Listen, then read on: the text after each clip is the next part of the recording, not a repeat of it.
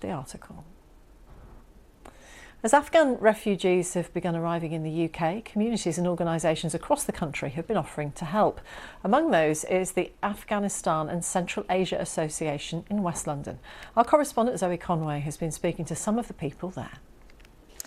Here in Feltham, which is just a couple of miles away from Heathrow Airport, they've been gathering donations to help the more than 1,000 Afghan refugees who are in quarantine in the hotels just by Heathrow Airport, and there has been the most astonishing response. All morning donations have been arriving, and I mean this is nothing compared to what they've been receiving over the last 3 or 4 days. The generosity is quite staggering, and they're incredibly grateful, the association says, for all that's been arriving: clothing, nappies, pushchairs.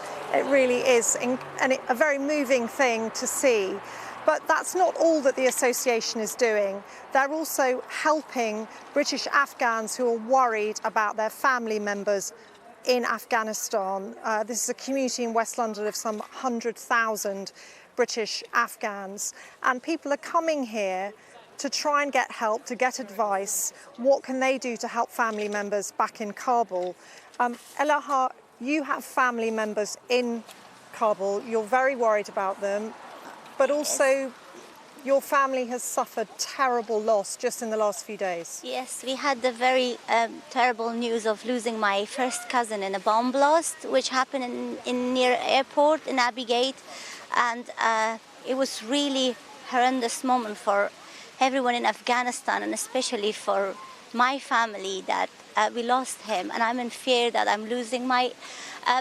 I'm fear that my other family members are back home at the moment, and I'm so worried about them, that they're in so danger at the moment. And tell me about your first cousin who you lost.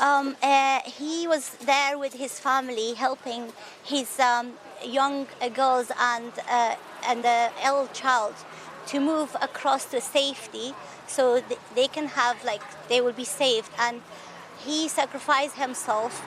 He's martyred there with another 2 young cousins and the rest of over 200 Afghan peoples who've been there, and they've been killed there without a mercy. And it's very devastating for all of us, for all of Afghans, and for myself personally.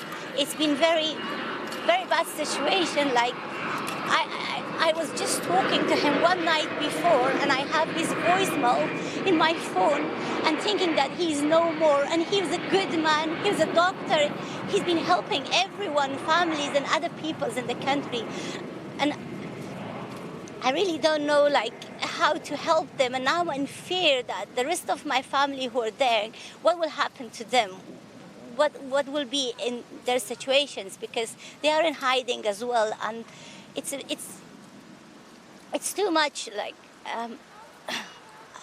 I can't, like, explain how they're feared and how I'm fearing here, because the first day when this happens, for a few minutes I was like in shock. Like, how can, like, some innocent person die like that, only to just want it to be for his family to be saved? I'm sorry, I'm just... Thank you, Elaha, for talking to us. Thank you. And Marcel, you also are very worried about your family, your mother, your brother, your grandmother. Yes. Tell me what is happening to them. What are they having to do? Yeah, my mom, she's a widow and she is a teacher.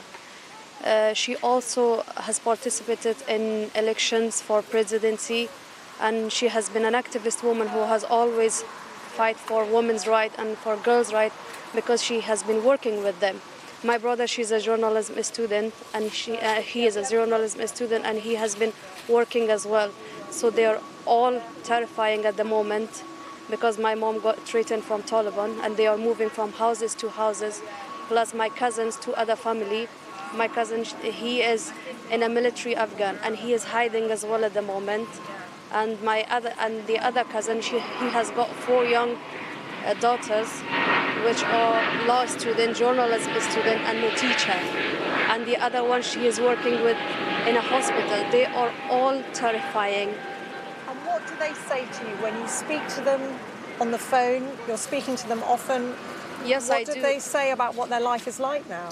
They're literally at home hiding. They cannot go out. They cannot. My mom especially, she can't go out and work, and because she is the only source of income in the house, because no one, she has got any support from any other person, and even the other families. So they are there, and I have lost my dad, so I don't want to lose my mom. I don't want to lose my brother. He is very young. My mom, she is very young, and she is. I don't want them to suffer anymore.